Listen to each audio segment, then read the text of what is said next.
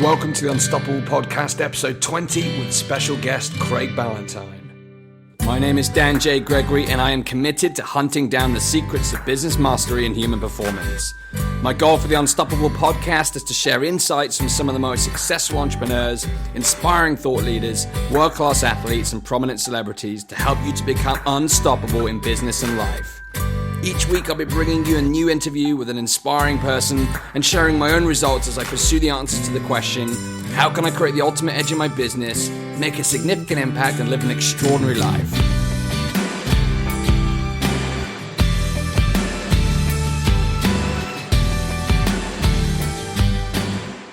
Welcome to episode 20 of the Unstoppable Podcast. I'm here in central London right now, about to support the Tony Robbins organization over the next 4 days and nights as he brings his Unleash the Power Within seminar to London. It's going to be a cranking event over the next 4 days with close to 7,000 participants. If you're not familiar with Tony Robbins' work, he's the #1 business and life strategist in the world. He's a highly sought after business advisor and leadership expert. And I'll be supporting the event with a group of around about 50 individuals over the next 4 days. So a really exciting time coming up.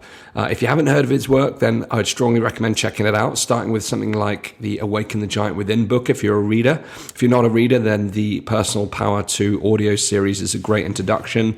And be sure to get to the next Unleash the Power Within in a city near you. It's one of the most transformational experiences you'll ever go through. So tonight, I've got a very special guest on the show. His name is Craig Ballantyne. Craig Ballantyne is a fitness and personal development guru from Toronto in Ontario, Canada, and he's the author of The Perfect Day Formula, How to Own the Day and Control Your Life. Craig has been a major contributor to the Men's Health magazine since 2000, and his articles have also appeared in a wide range of top-end fitness and lifestyle magazines around the world. In 2001, he created the popular home workout program, Turbulence Training, and he's also the founder of the Certified Turbulence Training Program, where he certifies trainers from all corners of the globe, and he hosts an annual Turbulence Training Summit every year for fitness experts to come and become better trainers and get more clients into their boot camp so they can make more money and live the perfect life in their industry. Craig's online success has led him to create books and coaching programs to show other gurus how to take their ideas and help thousands of people in the process. In addition, Craig is also the co-owner of the success newsletter earlytorise.com, an incredible online resource dedicated to helping you to live a richer, fuller life, where you'll find his daily essays on success, productivity, time management, fitness, weight loss, and self-improvement. It's a great resource. I've been following it for a number of years. Craig's had to overcome a number of obstacles on his way. His toughest battle was spending 6 months suffering crippling anxiety attacks until he finally discovered how to beat them with his 5 pillars of transformation. In today's episode, you'll hear Craig's journey and his top tips to help you succeed in your business and life. Let's go over to the show. Welcome, Craig. It's a pleasure to have you today on the Unstoppable Podcast. I'm really excited for our interview today. I know in the preparation for today's show, I saw a quote that said, "You're the most disciplined man in the world." And this is something I'm really keen to explore, particularly in line with your perfect day formula. But to kick us off, to give the listeners a bit of a frame for those of the listeners who don't know who you are, would you mind sharing your current business, what you focus on at the moment? Yeah, certainly. Right now, it is a business called earlytorise.com, and it's a success and health and wealth building newsletter that I actually acquired back in 2011, and there's quite a story to it. And before that, I was 100% in the fitness industry. Now I'm kind of 50% in the fitness industry and 50% in the early to rise industry, I guess you would say. So I've always been helping people transform their lives, and I look forward to sharing some nuggets here with people today. As my listeners are kind of in the 25 to 35 range, just Gen Y range, multi-passionate, multi-talented, how does someone find clarity in terms of your fitness background and going to personal development? How did you make the decision in terms of what to focus on when you were starting your business?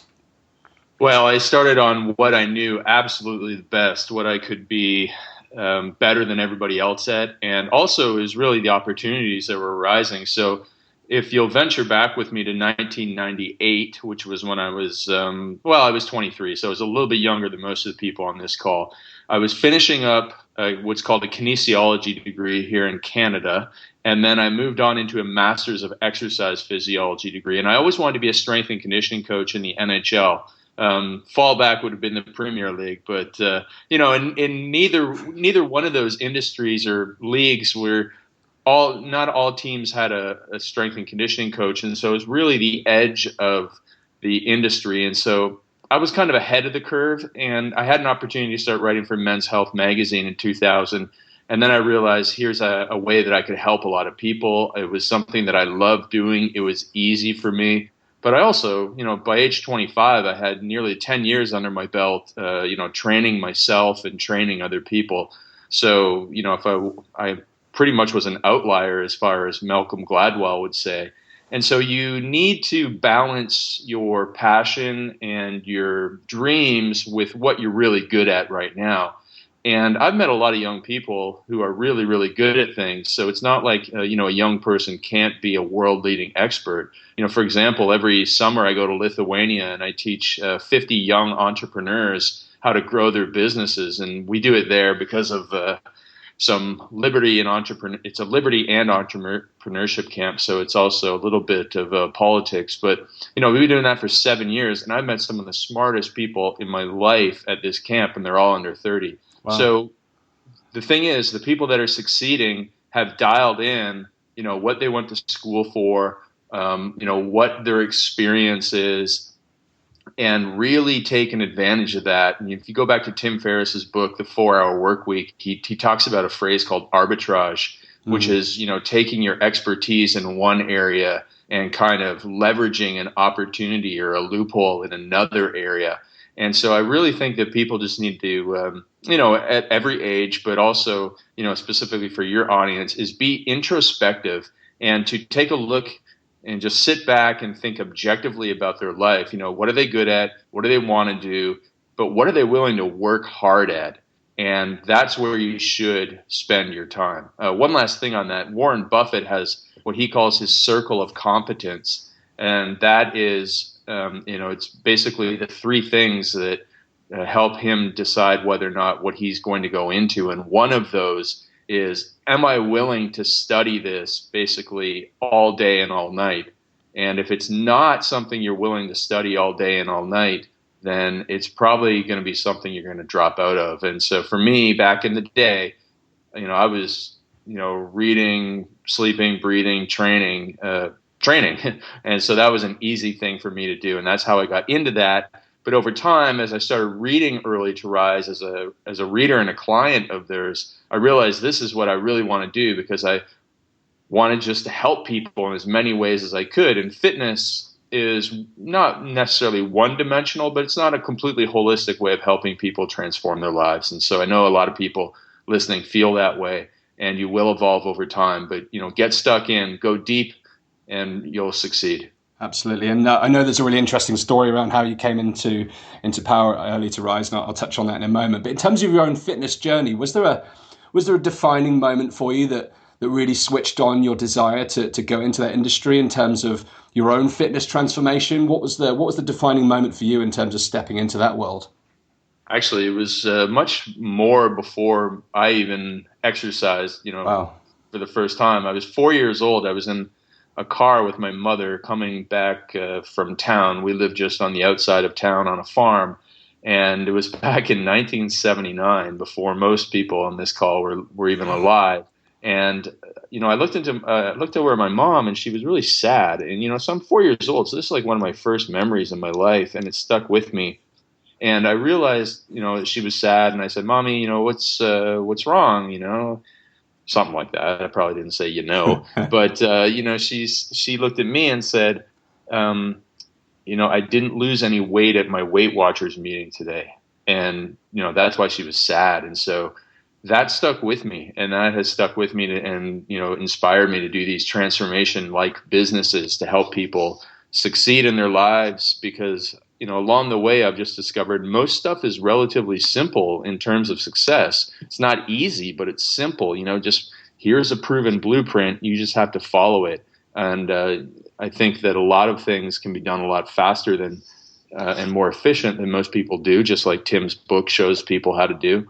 And so that was what inspired me back in the day. Now, I was never overweight. I was always into training for sports and stuff.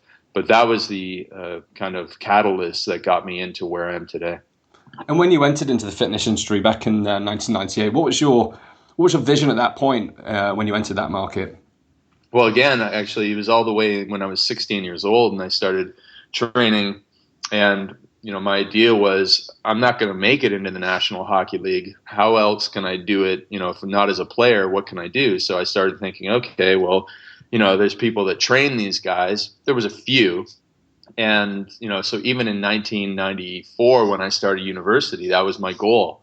Okay, I'm going to get this degree. I'm going to get into the pros. I started looking at, okay, what did the few strength and conditioning coaches have? They all had a master's degree in exercise physiology, and they all had a certified strength and conditioning specialist designation. So I went and got that in 1998, and then I did my master's degree, and I was really getting close to doing it. I never ended up working with professional hockey players, more than one or two of them. And I never ended up working with any NFL guys except for one or two of them. But I actually spend most of my time training rugby players for Canada's national team, even though I'd never played the sport before. So that was what I ended up doing. But that was always, again, just limited in Canada by the economics, which today is not a limitation. A lot of people are paying for their children to have strength and conditioning. But in 1998, it was very foreign. I get a couple guys a summer, and it wasn't a full-time gig. So I needed to find something else. And then I lucked into writing for Men's Health. And, that was 2000. So that was over 15 years ago that I've been a regular contributor to them. And that exposed me to the busy guy who I helped for the next 6 to 10 years with Turbulence Training, my business. Yes. And then I expanded even more into female fitness and then into the personal development stuff. Wow. So in terms of your initial entrepreneurial journey, what were some of the biggest challenges you faced going alone when you first started out?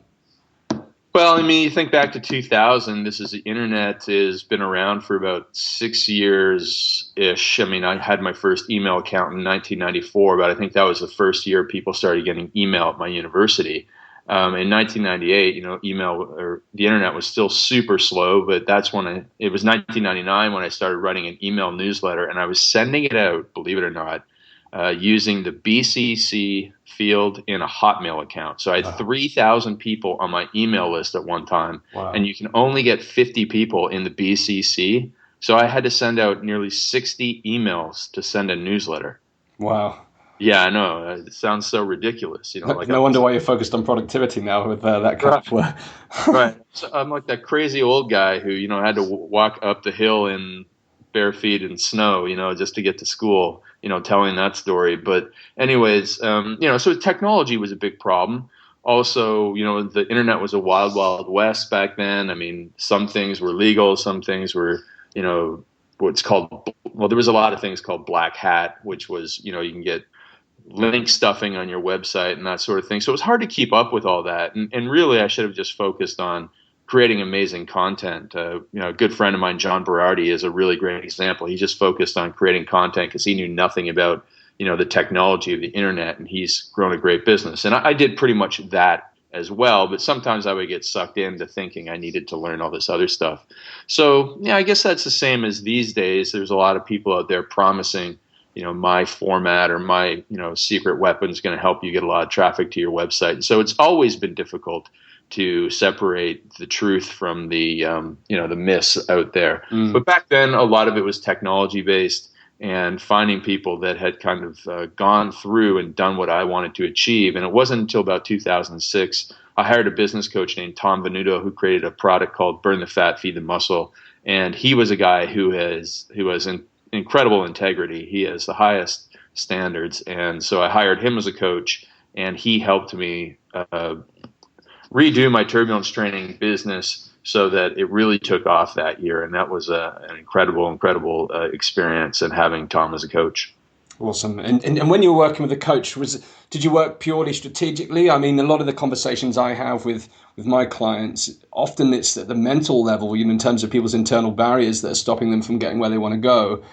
I'm interested to know, this podcast is always all about looking not only up to people who have been highly successful, but really looking into them in terms of those same challenges we all face as human beings. Was there times during the initial part of your entrepreneurial career where you were particularly stung by fear or doubts? Was that something that you worked with your coach? No. So now, ironically, when I was working with Tom, I was undergoing a 6 week or 6 month. Well, no, it was like 6 weeks to 3 months of crippling anxiety attacks. So every time I would have a coaching call with Tom, I was worried. I never told him this. Wow. I keep a lot of things to myself, which is probably why I have anxiety. But anyways, I would be on the phone with Tom, and I'd be worried that I wouldn't get through the call without like having to end it early because I thought I'd be having a heart attack. So at one point, I actually had one of my personal training clients, who was an obese, 5'3", 310-pound lawyer who really needed, to improve his health. I actually had him take me to the emergency room because I thought I was having a heart attack from my anxiety attacks. Wow. So all through my anxiety attacks, I'm going through coaching with Tom, and all we did with Tom is strategic stuff, so tactical stuff. We wrote copy, we wrote emails, and so I actually always believed in myself. I always have. I always have known that I'm going to, come heck or high water, I'm going to make it work one way or another. I'm just not going to stop. So I didn't necessarily have those issues, although I know, I've coached a lot of people. A lot of people have a lot of fear.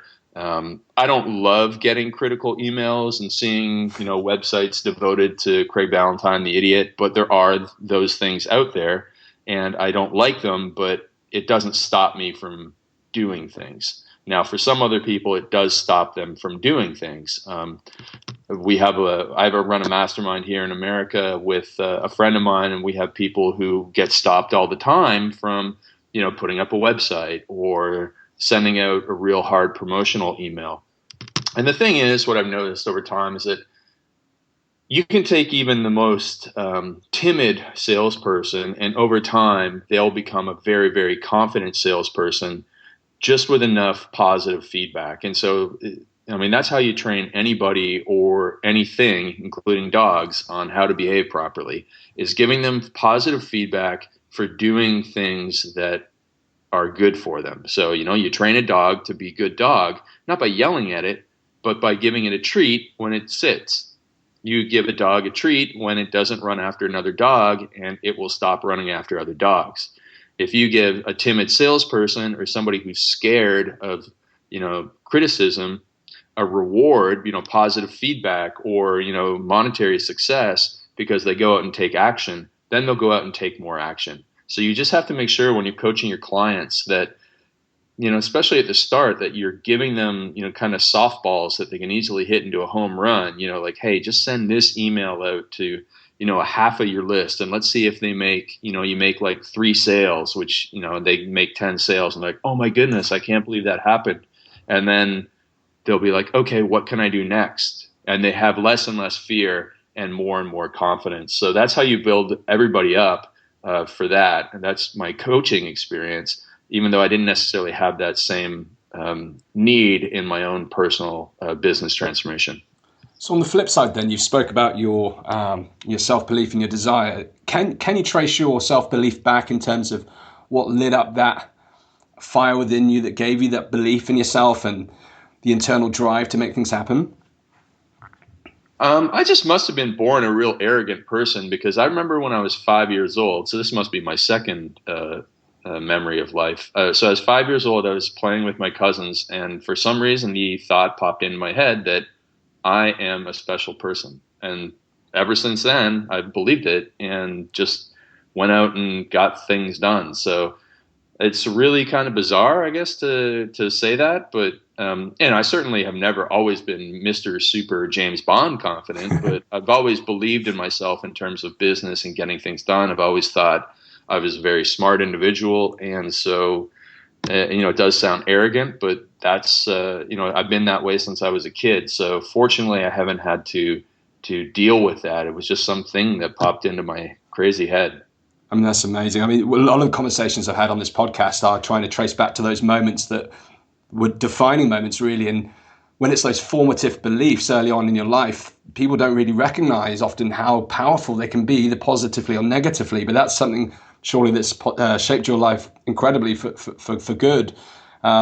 And something. Yeah, I'm sorry to interrupt, Dan. I'll just say one thing. Like again, just to say that I'm not the world's greatest at everything. As you mentioned, the formative beliefs that start really early in your life. So I grew up in I wouldn't say a poor family, but we were lower middle class for sure. Used clothing and all that sort of stuff. And we didn't, or my parents didn't look at salespeople as honorable people. It's like, oh, we're gonna go and buy this thing from this person. They're gonna try and rip us off. And so that's really negatively affected me as a face-to-face salesperson for the last 35 plus years. And it's just been recently when I've had again, going back to what I mentioned about coaching, I've had some sales success recently, and selling high-priced masterminds, selling high-priced coaching and consulting days, where it's like, oh, I really can do this. I really am good at this. And it was easier for me to do it to sell by email back in the day, because you didn't have to sit there and get a no to your face. And so I was kind of like a coward in the way that I was creating my business, and that I was like, I'll just send this email out, and it's not, there's not going to be any negativity if somebody doesn't buy. There's actually only an upside to sending out an email, because, you get sales and you get no rejections. Technically, you get a lot of rejections, but you don't hear them. But for me personally, I always knew I'd be able to make that work, but I never thought I was very good at selling from the stage or selling one-on-one until recently. So, and that was because of the formative years that I had where, salespeople were not looked upon highly in our family. Wow. Thanks for being so open and sharing that, Craig. That's an amazing insight.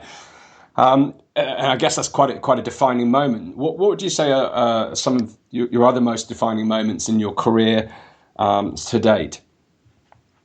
Well, I would say that the most important thing that I did and the most important thing that I didn't do were, one, hiring a coach. That was the most important thing I did.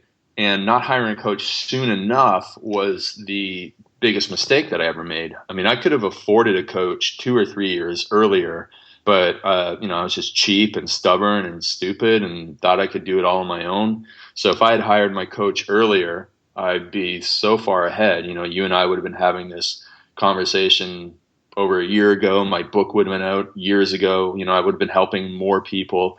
And so, I didn't have any fear like you asked about before, but I had stupidity in terms of just being cheap and not hiring a coach and not admitting that I didn't know everything. So there's certainly a double-edged sword to that arrogance that I had. And, that was a defining moment. But then fortunately, I've also been the type of person who goes to a lot of seminars and meets a lot of people. I'm not an extrovert by any means. I'm very introverted, actually, but I've made a lot of really good friends in the last 10 years going to events, and I do have a very, very strong network built up, so I can go to people and ask for connections and build a stronger network and, get introduced to people like you, Dan, to do these great podcasts. So, I'd highly recommend to people, no matter how shy or introverted they are, to get out there and meet people, because as the old saying goes, who you know matters quite a bit. I wouldn't say it matters more than what you know, but sometimes it does. And knowing people, knowing good people, I mean, you can't go wrong with that. At the end of the day, even if they're just your friends and not your business partners, you're going to be much better off by having good people on your side. Absolutely. And I think it certainly raises your standard. As I've expanded my peer group, things have changed dramatically for me in terms of just seeing how people operate and having their influence rub off on me. It's been quite powerful in its own right, let alone any of the other benefits that come from meeting people at a higher level or a peer on the same journey. Yeah, I think that's a very, very wise observation, Dan. Great. So before I really want to talk about the perfect day formula, but before we do that, in terms of your transition into the early to rise, I know there's a great story there, and you had a vision to be part of that, and it eventually materialized. Would you mind just touching on how you came about taking on early to rise? Yeah. So quick background: 2001 or 2000 was when a gentleman named Mark Ford started Early to Rise, which was a health and wealth and success newsletter. Now, he was a very successful person before this in many businesses. And so he started this, and he started writing these daily essays, and he wrote for years and years and years. And I found him in 2001. And I just thought it was a wonderful newsletter, and because it was helping people in more than just fitness. And after a couple of years of fitness, some people like me get kind of tired of it. And so I was looking to expand and help more people. And then in 2006, I hired Tom, as I mentioned. And the very first question that Tom asked me on our very first call was, Craig, what do you want your business to look like in 5 years from now? And I said, Tom, I want to have a business like Early to Rise. And then that was it in terms of the discussion on that. And, he helped me build my business. And then the year after that, I joined a mastermind group with Yannick Silver. And the year after that, I met a gentleman named Matt Smith. And Matt Smith and I are business partners at Early to Rise. And so Matt and I, were friends from 2008 to 2010. We didn't do any business together. We just hung out. We traveled the world. And then we went to this event with Tim Ferriss and Yannick in the desert in Tucson, Arizona. And we were shooting guns and driving cars. I was going to say shooting cars, but we weren't shooting cars. We were shooting guns and driving cars in separate activities, learning actually from these really cool guys who spent a lot of time in Vietnam and Iraq.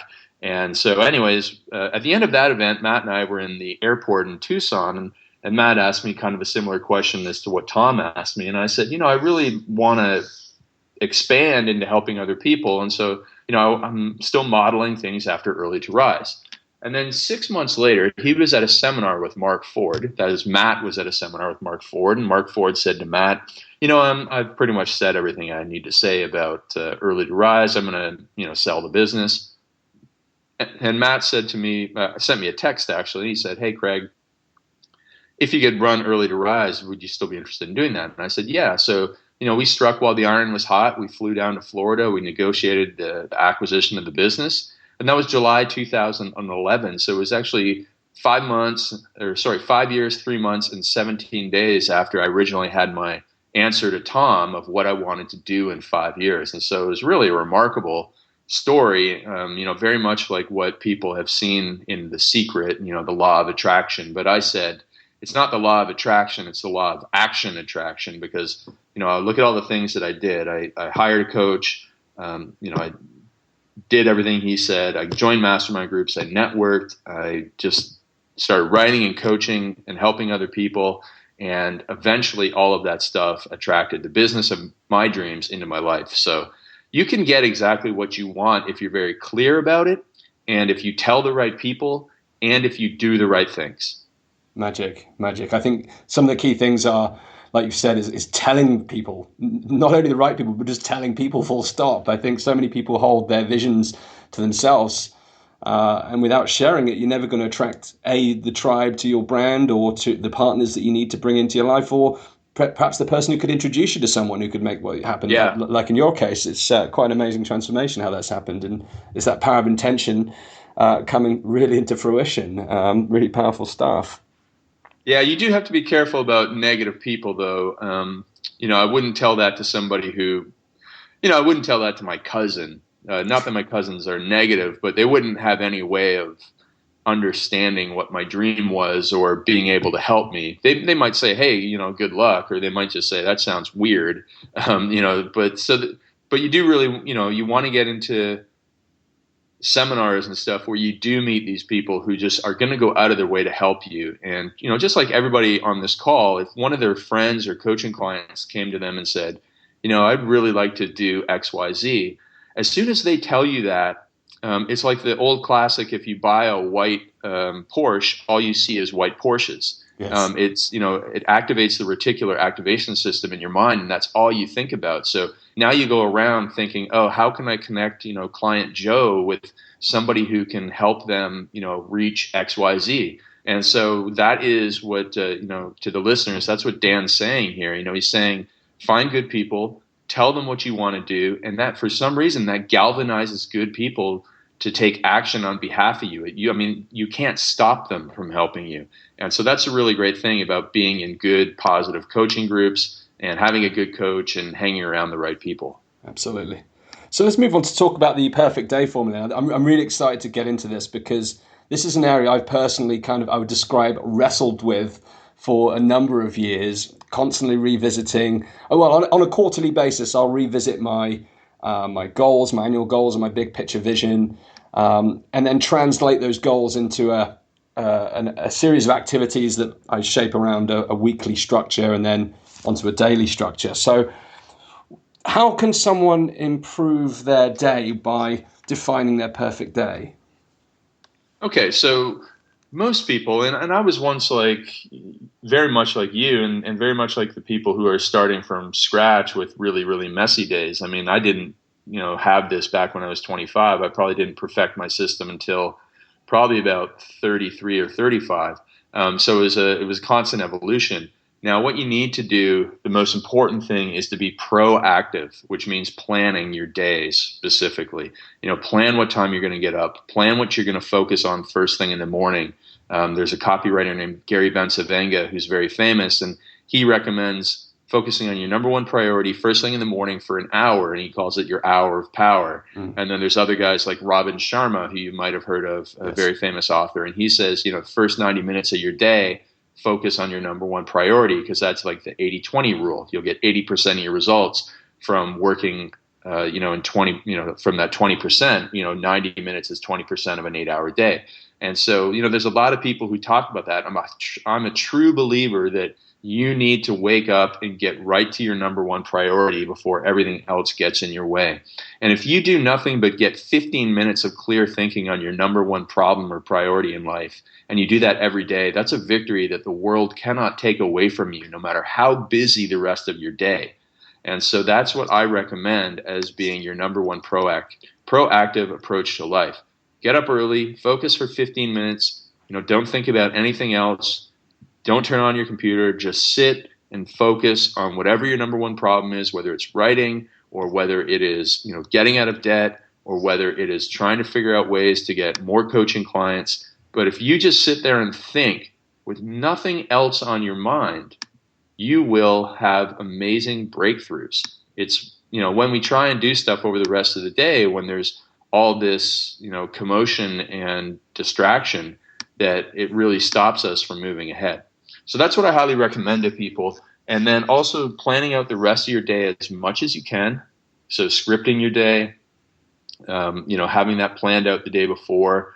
And also one thing that most people never think about is having an end time for their activities. So imagine you have a coaching call at 2:00 or perhaps a business call, and you have something at 3:00, but you don't say to the person on the coaching call or whatever that we're going to stop at 3:00, and they want to keep going and going and going, and you run over time and you're late for your next appointment, and that really throws off your day. So you actually have to have not only start times for your activities, but end times for your activities. And when you do that, and it's really scripted out over the course of the day, you're going to get a lot done. You're going to feel that there's a sense of progress in all areas of your life, and that's so important for motivation, because research shows that employees get demotivated by a lack of progress more than anything else. So if you do have people on your team and they don't see that they're making any progress, they're the type of people who might be looking for a new job and you don't know about it, and then one day they come in and say they quit.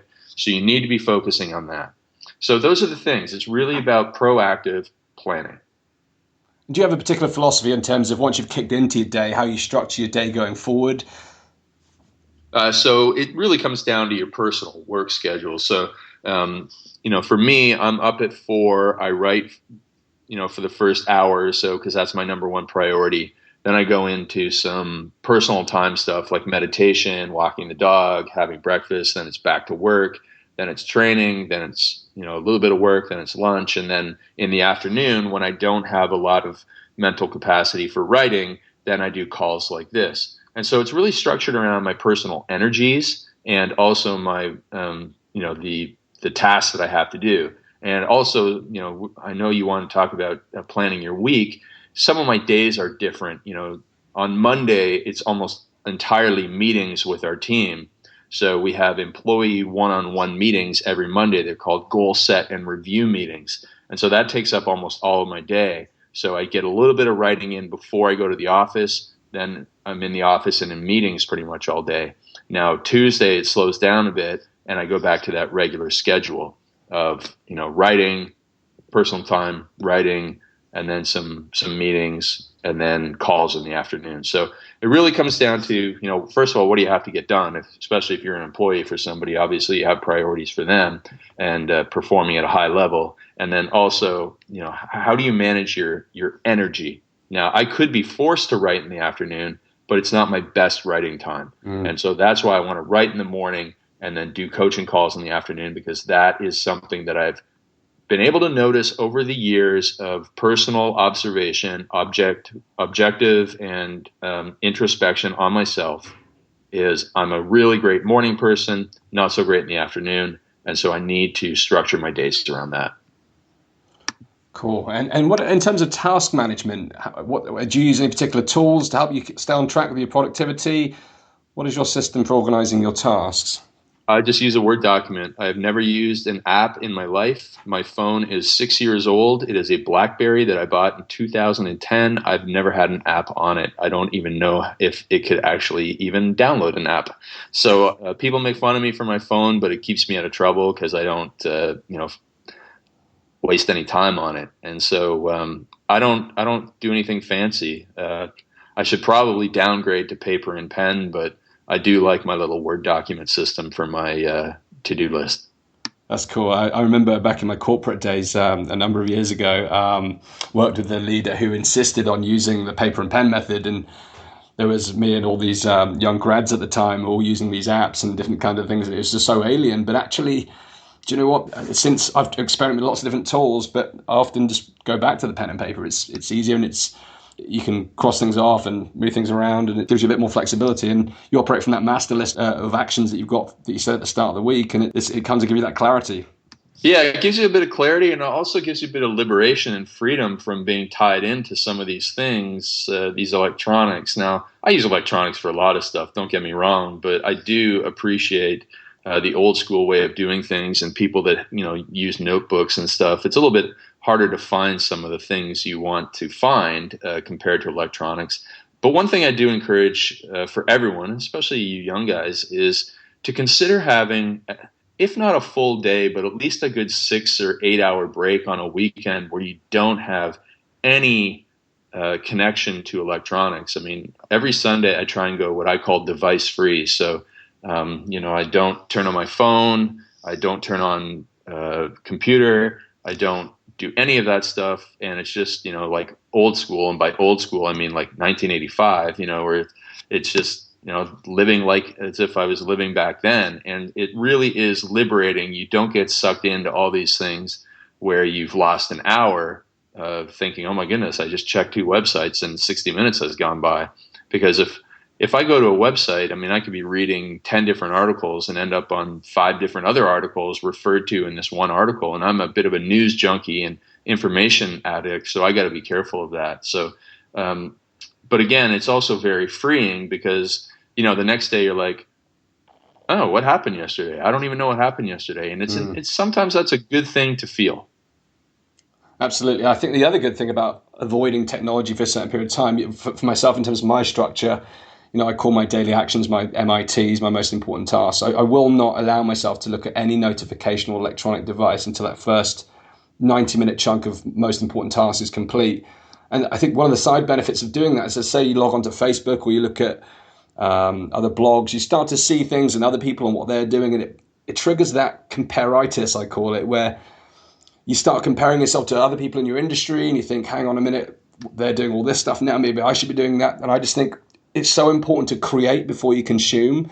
And by doing my first most important task in the morning, it disables that function in my brain, which causes me to look at other people's content and think, oh, that was really good, I should be doing something like that, and focus on my own game before I start looking at other inspiration outside of me.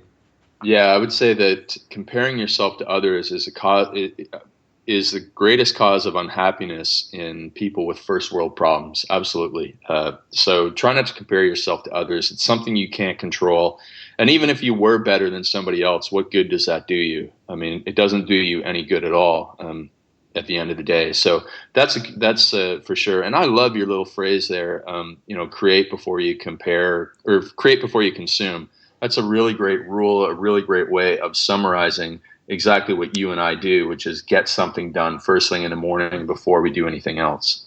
Indeed. So what are some of the other principles within the Perfect Day formula that really stand out? Well, there's really only three major principles in the book, and they are this. First of all, you're going to control your morning. You're going to use the 5 pillars of transformation to change your life in any way.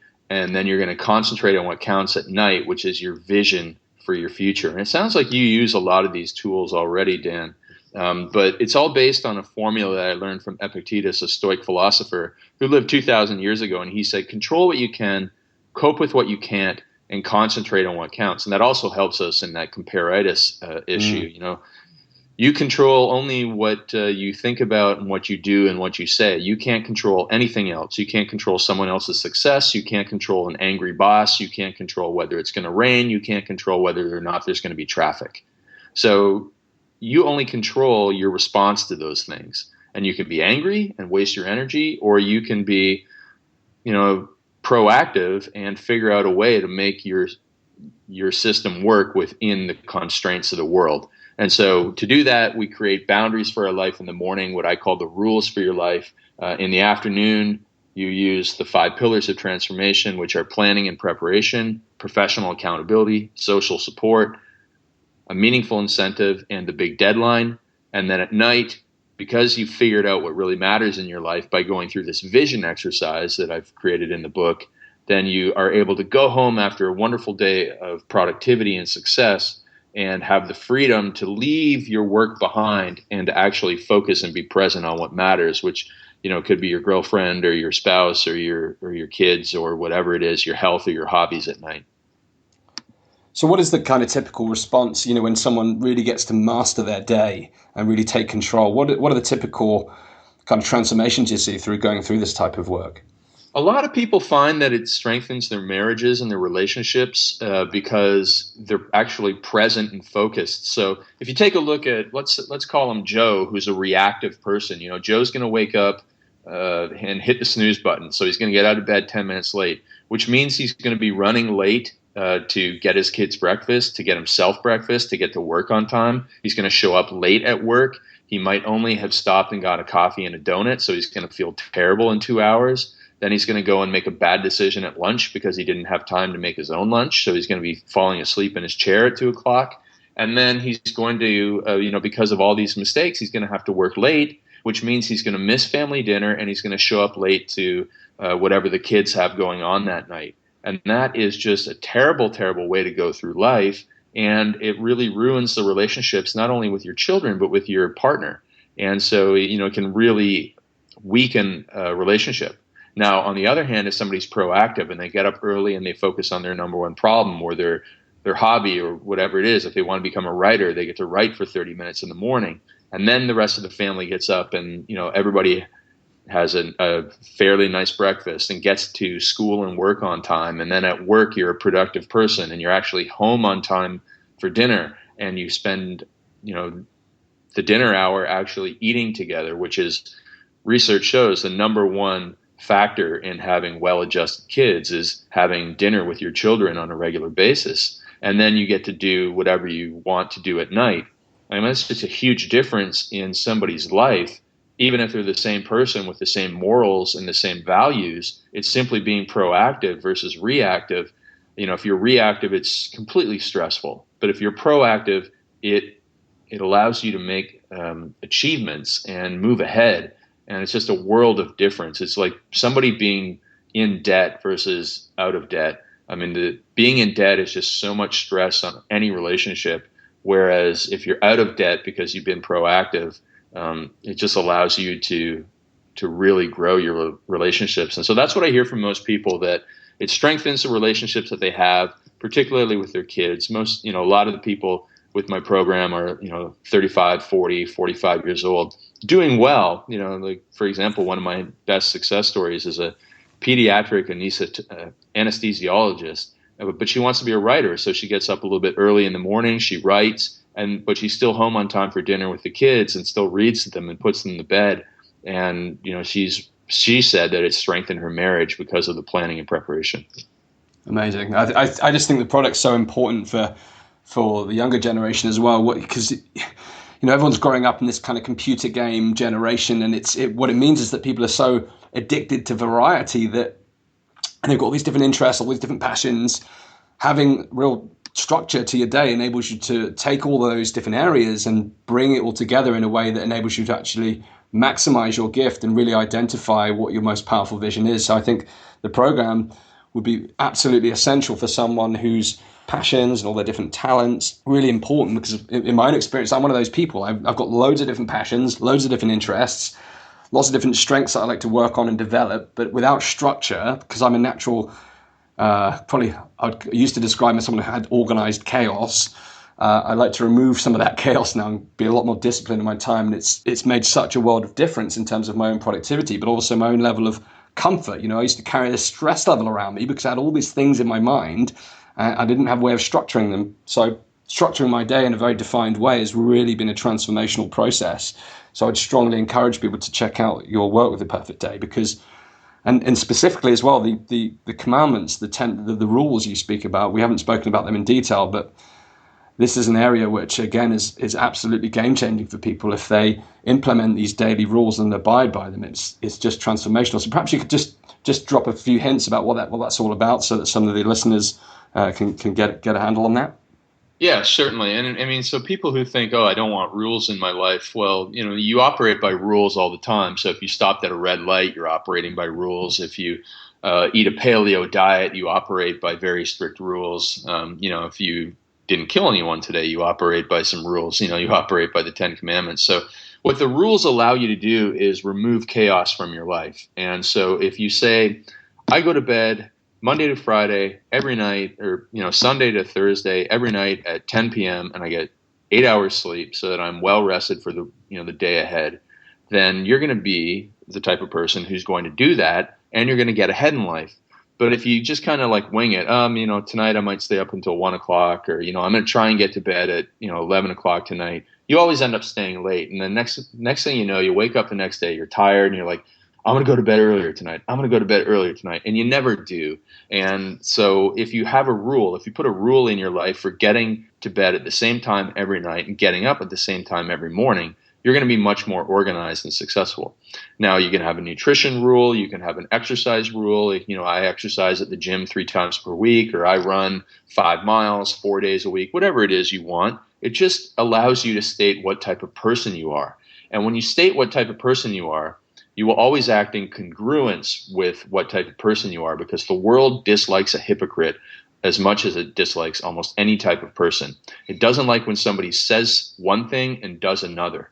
And so when you put your rules out there and you share them with people, then they'll say, hey, wait a minute, why are you doing that? Because you said in your rules that you do this, but now you said you were a vegan, but now you're eating a steak. What's going on here? That doesn't, I don't trust you anymore. So that's, just some of those health rules. But then there's also rules about your personal behavior. So if you want to change some habits that you have, such as I'm the type of person who doesn't get in yelling matches with my partner in public. If that's something that you're struggling with right now, that you get in arguments at, social events or at bars or whatever it is, and you find that embarrassing after the fact, you can make that one of your rules. Listen, I don't fight with my spouse in public. If there's a disagreement that comes up, we'll talk it out at home. But I'm not going to fight in public and, embarrass myself anymore. And if you make that a rule, I mean, you're not going to always succeed at it at first, but it's going to stop you from doing it as often as you had done in the past. And you're going to get better at it till one day it's really easy and it's natural for you. So you can actually change some of your bad habits just by, saying to yourself, what type of person do I really want to be? And then telling the world that you're going to be that type of person.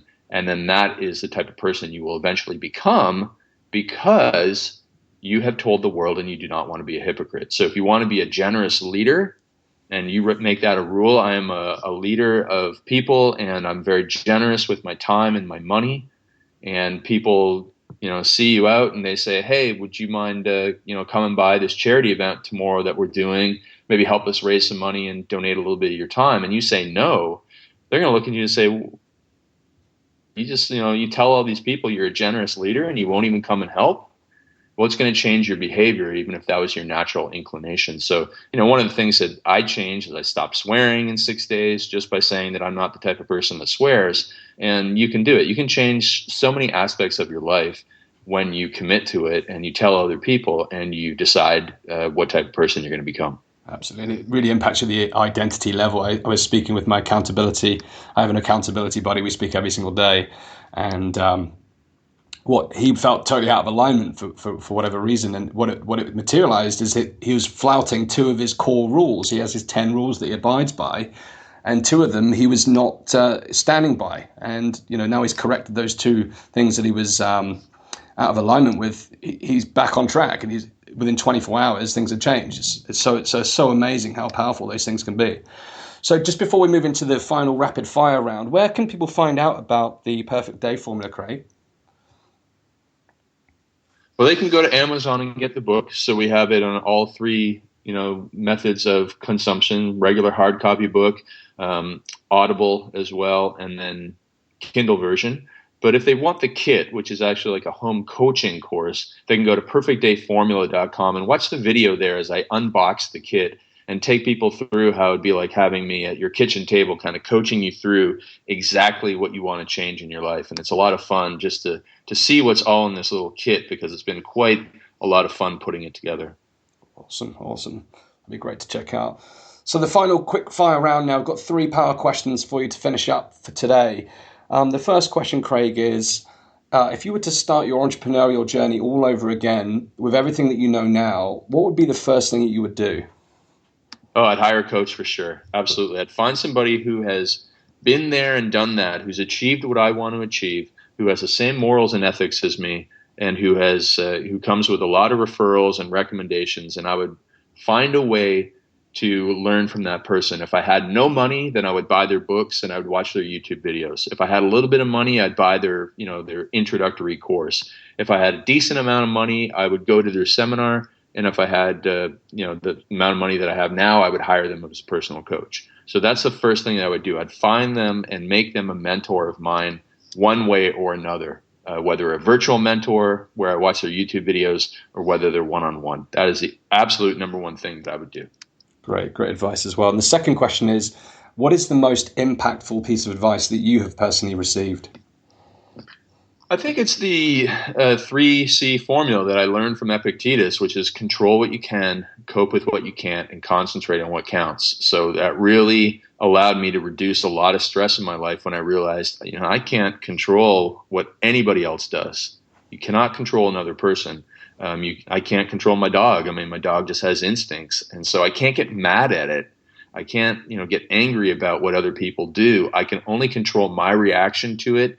And, if somebody pours a beer on me at a bar or, spills coffee on me, I can't control that they did that, but I can control whether or not I get angry and make a big scene about it, or whether I just brush it off and say, I'll clean these pants later. It's not a big deal. Absolutely. And the final piece is, what does it mean to you to be unstoppable? For me to be unstoppable means for me to be proactive, to be able to work according to my plan, to do the best of my abilities, and that is to help people change their lives. And when I can change, 10 lives of people who can then change lives of 10 other people who can then change the lives of 10 other people, it's that unstoppable ripple of transformation. And that's one of the things that I seek to achieve in my life, which is helping 10 million people transform their lives physically, mentally, and financially. And so if I can go out and help people every day, then I'm going to be unstoppable. Amazing. And that's a fantastic mission. And like you say, if it's 10 helping 10 and 10 helping 10, it's that geometric effect of lasting change and that huge ripple effect. So that's an amazing goal. So in terms of your work then, the final question is, where would people go to find out about your work right now? What's the best place for people to start? I would start with earlytorise.com, which is our website where we have other experts sharing their information at the same time as me. And then also, if you want to connect on social media, the best one actually that I use is Twitter. So twitter.com/Craig Ballantyne if you need to ask me any questions. Awesome, Craig. Well, it's been an absolute pleasure speaking with you today. Incredible value, some great insights around productivity and achieving your vision, and fantastic for you to share your story and some of the challenges and defining moments in your own career. So I really appreciate you being so open and candidly sharing tonight on the Unstoppable podcast. It's been a real pleasure speaking with you, and I look forward to sharing this episode with the Unstoppable Tribe. Thank you very much. Great questions. Wow, I hope you got as much value as I did from today's podcast. Getting your day structured in the right way can have such a phenomenal impact on your productivity, but not only your productivity, but your overall quality of life. And hopefully everything we talked about today will really help you to get the most out of your day. Be sure to go and look at the Perfect Day formula. All the links will be in the show notes. Finally, before we sign off for today, if you haven't already done so, go and join the Unstoppable Mastermind. It's my free group on Facebook where the Unstoppable Tribe meet and share their vision, and we are there to support each other's dreams and goals. So you can find that at unstoppablepodcast.com/tribe. Until next time, please continue to share the podcast. I really appreciate your support and your dedicated listening to this show, and I can't wait to bring you some even more exciting episodes down the track. Thanks for listening. Until next time, go out there, unleash your greatness, build your empire, and make your impact on the world. You are unstoppable.